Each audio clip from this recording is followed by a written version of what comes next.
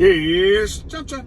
Welcome, viewers, subscribers, followers, ladies and gentlemen. There's a banged up McLaren. Only in Southern California, right? I mean, the guy can't really afford to, look at him. Can't even afford to fix it. That's a McLaren. And that's a banged up rear quarter panel. His exhaust is bent up. Beautiful. Stay with him. And we're right up there by Echo Park. Let's get behind him. There you go. Again, banged up McLaren. Only in Southern California will you see a $250,000 car driving around smashed. So now it's only worth like, $130,000. Out. LA.